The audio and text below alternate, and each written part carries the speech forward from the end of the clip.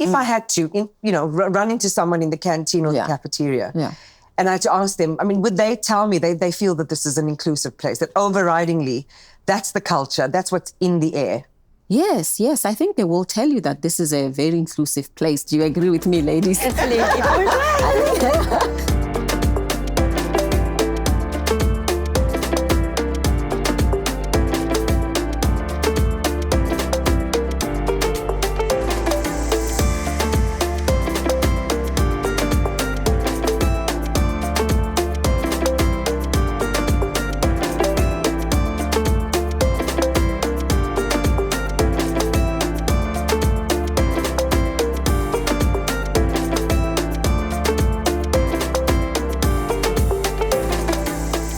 Hello and welcome to another episode of On the Couch with me, Iman Rappetti, proudly sponsored by Nedbank CIB. And today we're talking about diversity, equity and inclusion for sustainability and impact. And who better than those who are leading the charge at Nedbank? It's wonderful to have all of you today with us.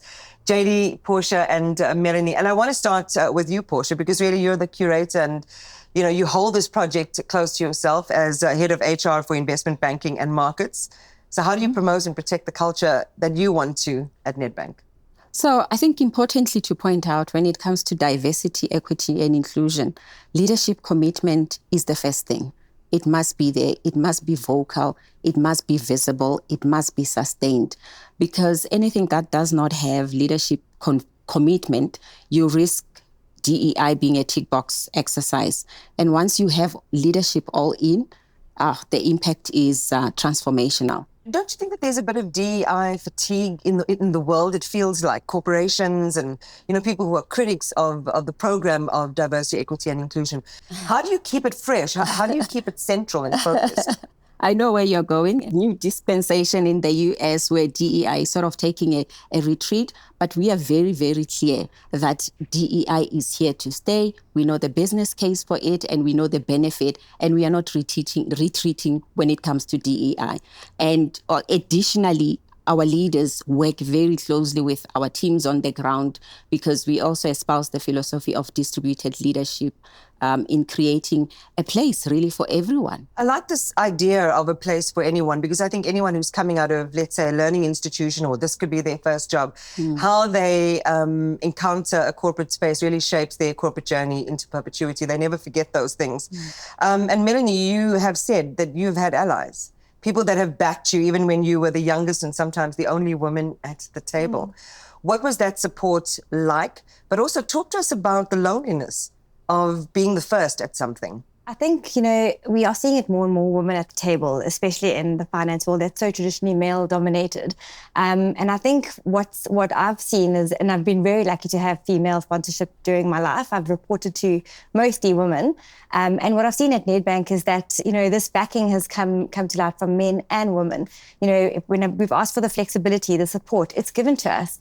And often, in my career, especially at the beginning, you think because automatically you're a woman, you've got a voice and you can speak at the table, but when it's not happening, you wonder why. And I've seen that it just doesn't happen by representation. It comes with preparation as well. So, when you're new to something, you obviously need to do the prep work, the groundwork. You've got to learn. And so you earn your stripes. And the more you do that, the confident you become, the more you become an expert at what you do. And so your voice is more heard at the table. And I think that I've seen females help me prepare. And often in meetings, they say by name, Mel, what do you think? And this has taught me also to give back and pay it forward when I'm in meetings with females. A small example is the other day, we went to go visit a client, CEO, male CEO, and our team just happened to be females, the credit team, the deal team. And we were asking these questions and we were also well prepared. So it's, again, representation backed by sort of preparation. And the CEO stopped midway and he just said, I look around me and I'm at a table with all females, and it was so refreshing for him. And he said, this is quickly becoming my favorite bank, which has stuck with me because, our leadership has trusted this team of females to go in a male-dominated industry, with male CEOs, which has been really nice. So I think for me, it's leadership opening up those doorways for you, males and females, and just having that confidence in you. And if you as a woman prepare enough, you become that expert, you will gain that credibility and that trust. It's so interesting for me, to hear the use of the term or the concept of preparation, because we just assume it in men. We never say, and the men prepared for their business case. But as women, we have to constantly validate our space and remind people that actually when we go to battle or when we make a presentation or we are courting a client or putting a business deal together, we know what we're doing and we're competent and very capable. Race is a very interesting issue in our paradigm, in our context, Jadee. I mean, I'm a mixed race woman, depending on how you want to use the term, Indian, black, coloured.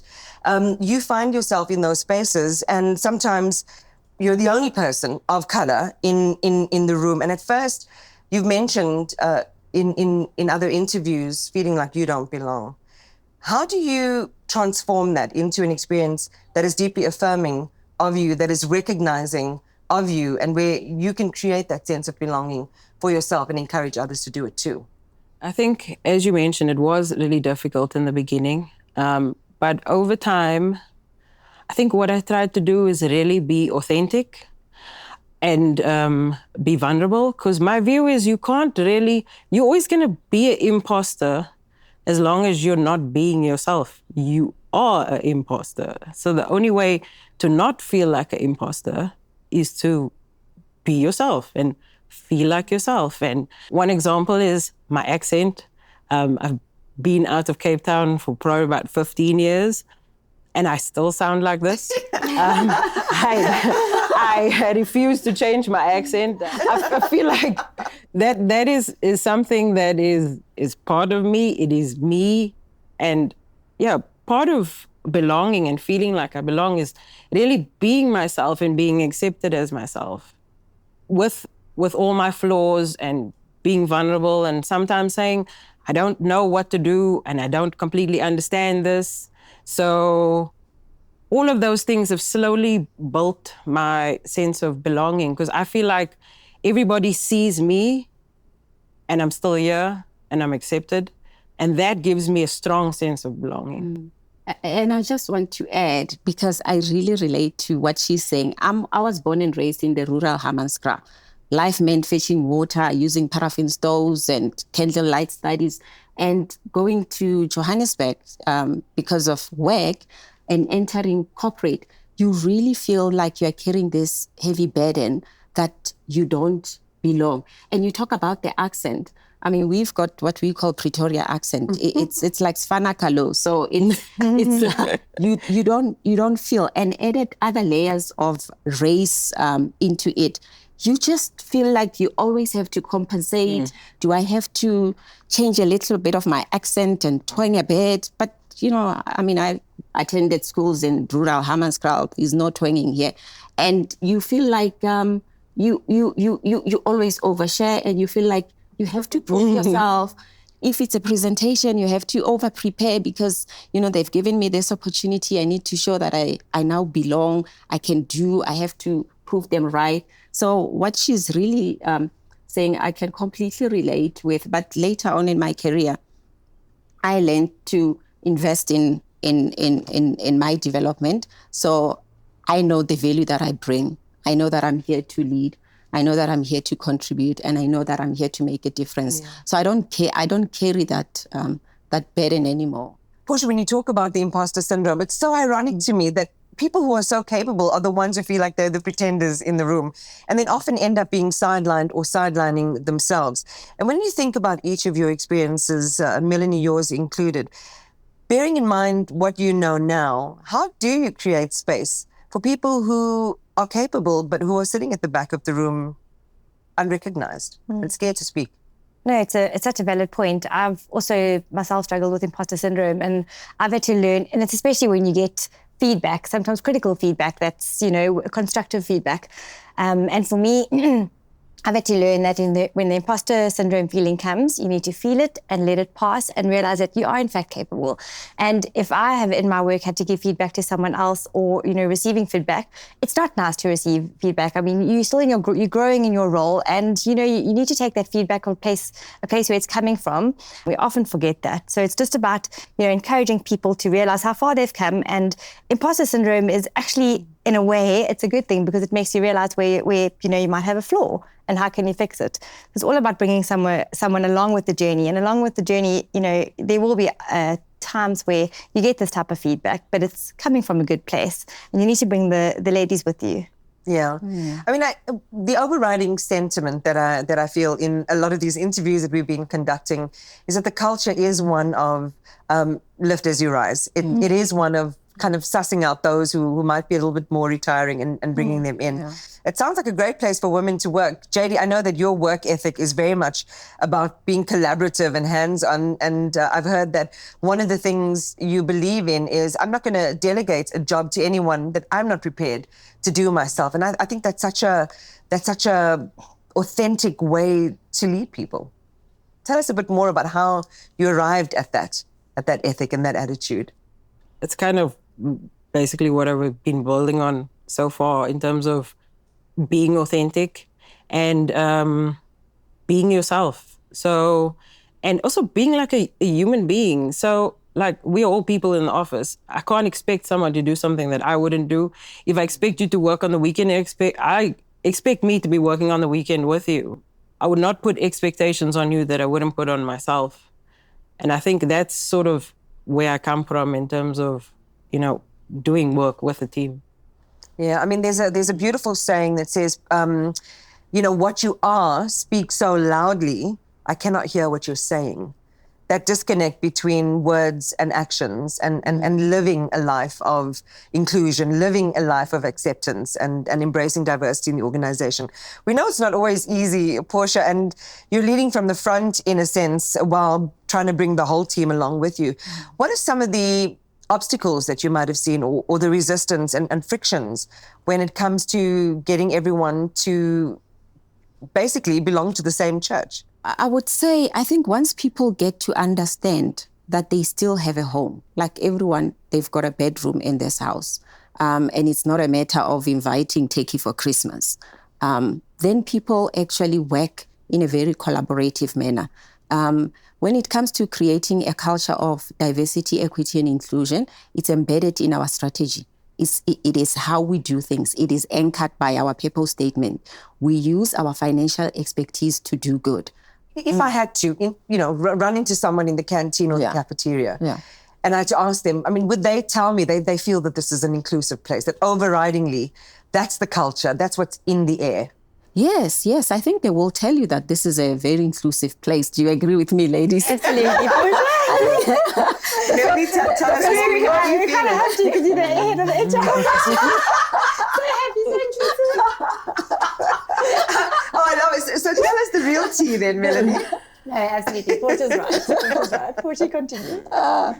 We are very, very inclusive, and there's a space for everyone to create impact. We appreciate great ideas, irrespective of rank, irrespective of the position, title that you hold. So voices are equal and voices are heard, and people are seen. Look, let's be real. When you're bringing together people from myriad backgrounds, histories, experiences and expectations in the workplace, there's going to be some friction. It's just the nature of business. Yes, I agree. What happens to that? I mean, Mel, where you are, I mean, and Jadee, how do you diffuse that? How do you deal with it? How do you smooth things out? I don't think I have an awful lot of experience with sort of frictions because of people's different backgrounds. I mean, we're in a rather heated environment in general. I mean, people have frictions.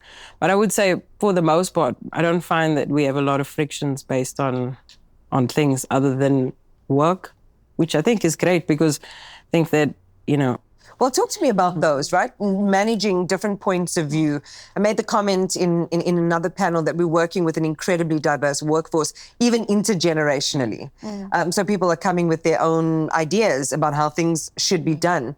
And that's also part of the diversity discussion, is how do you get people with different ideas and approaches about how things should be done and what success looks like to agree?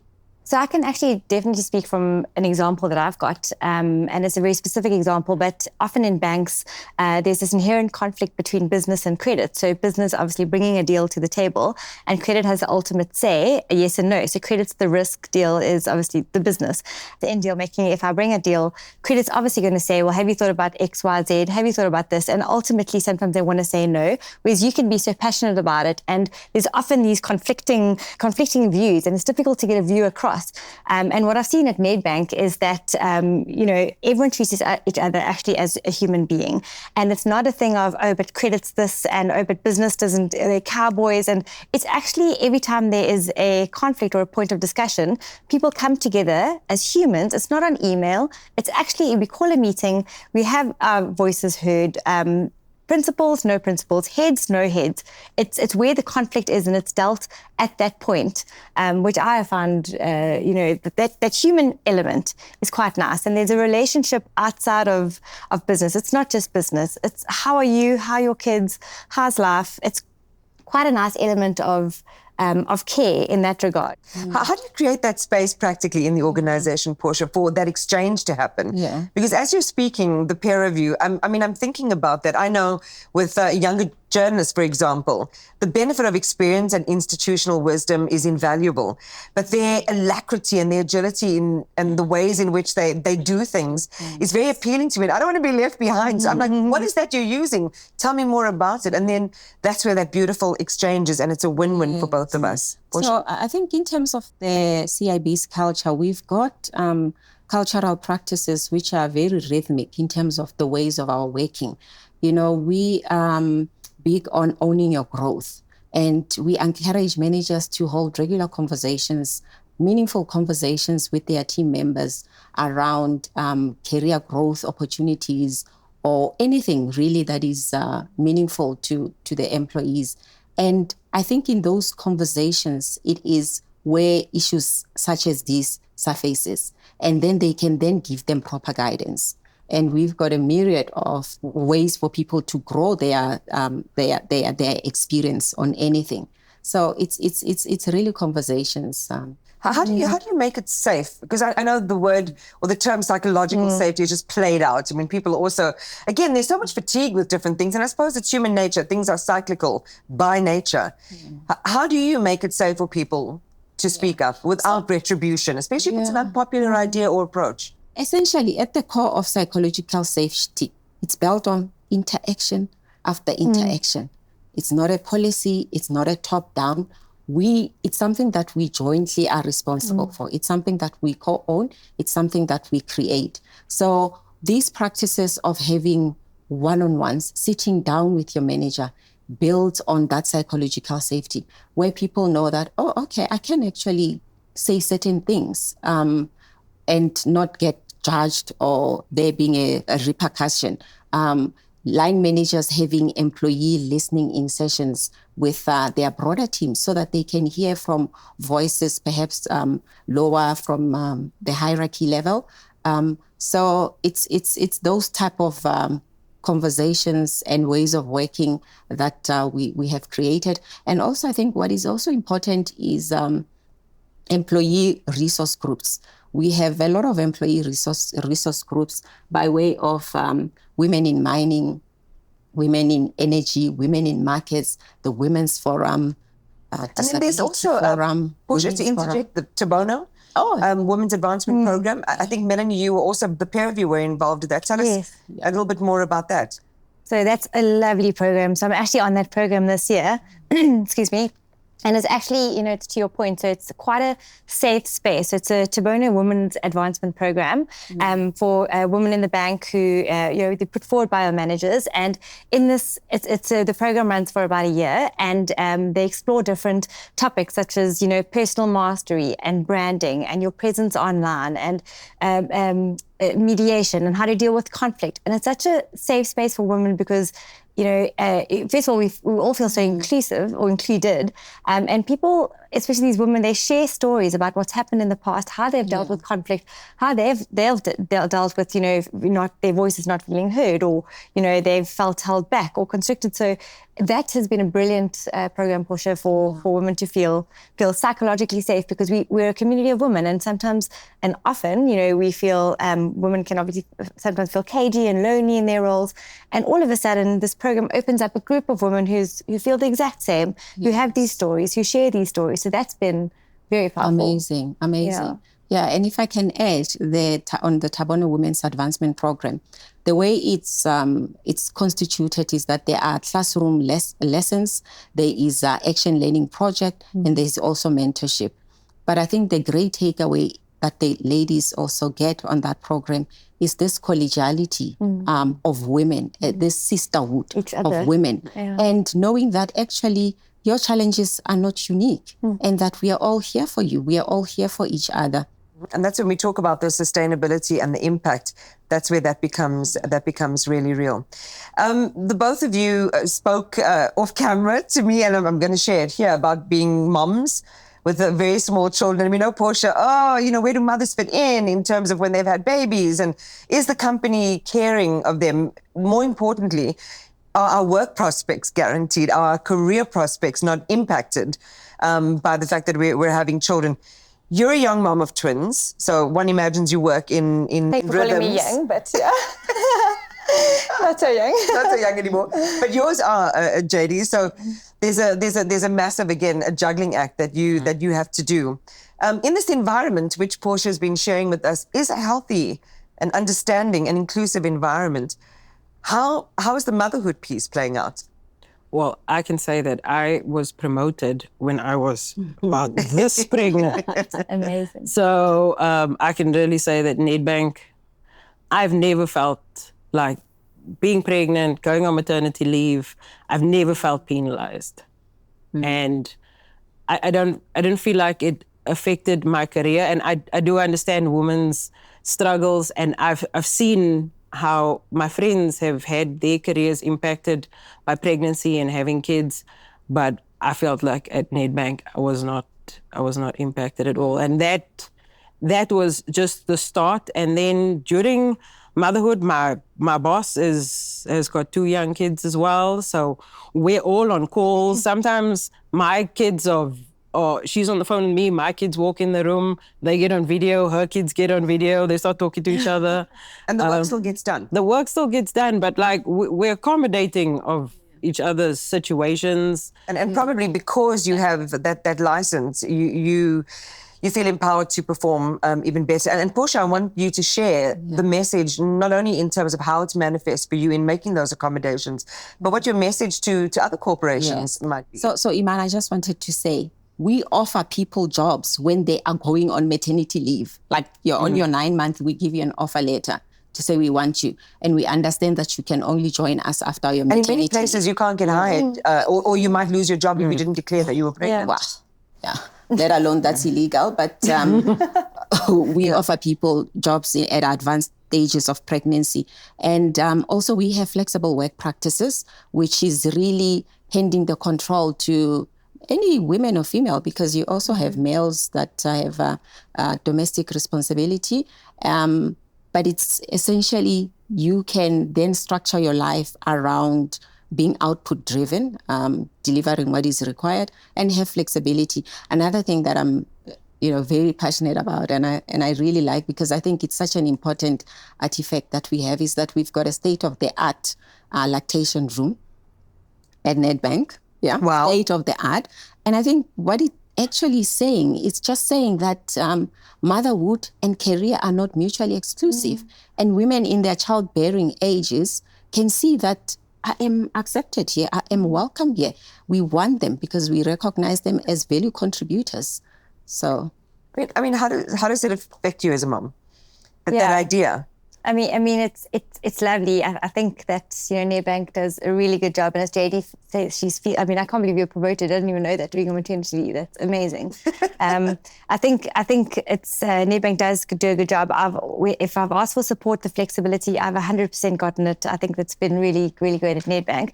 I do think in general, the work-life balance is non-existent for a mom. It can be very hard.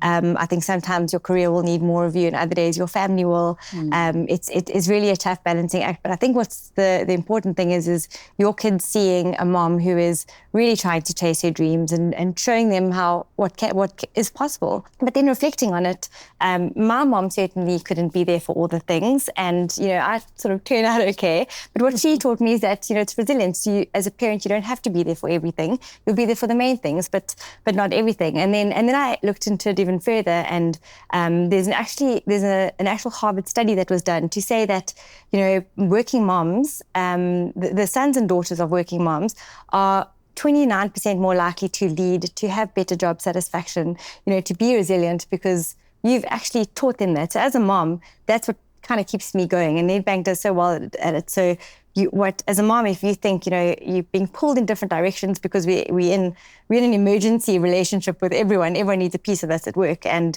you're being pulled in different directions, but actually that sacrifice is an investment you're making into your child. And you're right, because you are modeling for your children what is possible. But the idea that you can pursue the things that you love and that you're ambitious and that you care about, and you can have a successful family life. As we start to wind down, think about, perfection, Portia, is always on the horizon. It's part of the human experience. What are the things you would like to add more agency, urgency, and momentum to at Nedbank in your sphere of influence to ensure that it is a fully inclusive, diverse place? I think, one of my great passions, and it's something that I devote my working life to, is really being a positive contributor to, I think it's one of the greatest challenges of our time. It's gross inequality. I would still like to see more women occupy decision-making roles. Because the numbers are horrid right now still. Yes, the numbers are horrid. We are making progress, but there is much, much more room for improvement. And I would like to see that. I want young women coming into the business not being faced with the same challenges that we are not solving. They should come and find other challenges to solve. But and I think we are on the right path with that. Jadee, your kids are 1 and 5. I know they're boys, but boys have been boys are boys, and then they grow up to be men who grow up to potentially be allies, such as the kind that Melanie was describing later on. How do we begin in the work that you're doing today to create an environment where this discussion around gender inclusion specifically is almost a thing of the past? I don't know. I've still got many, many years to go with my boys, but I think what I'm starting now is just to raise good men. I think if my kids grow up to be that, then I would have succeeded. But then also very alert to other people's struggles, because I think that is the main thing that is lacking. One thing I would like to impress on my kids is the alertness of other people's situations. And just like you were talking about, like just noticing who is shying away in the room, who's not getting noticed, who needs some help that's not going to speak up. Maybe if I can add to you, Jadee. So the study that I was talking about earlier, it actually said that, working moms, what you do for your sons is that the study showed that sons are more likely to grow up contributing to the home earlier, partnership. Because if you are practicing equality, they grow up by you leading that example. So you're already doing such a wonderful job for your sons because they see equality playing out through you. And intentionality, because you have a plan and you're there to curate and manage that plan in the form of support and guidance. Also, we have very strong advocates, gender equity advocates, male advocates, because they too have got daughters. They've got wives, they've got sisters, they've got mothers. And it's really a partnership thing. I think a nice note to end on is when you think about the young woman who's coming into your ranks. Portia, what do you want to say to that young woman and her aspirations for one day being a part of Nedbank CIB? Wow, being in HR, there's a lot I can say to young women, purely based on experience. But what I want to say is when you come in, also ask yourself, what is it that I can do to make this woman or this man work easier, to support them achieve their goals? I think that upward empathy pays, and it goes a long, long way. But also, I think it's something that we spoke about earlier, is that don't be stuck in the past, so much in the past, because we are not only survivors, we are visionaries, and we are architects of this new legacy, and be part of that.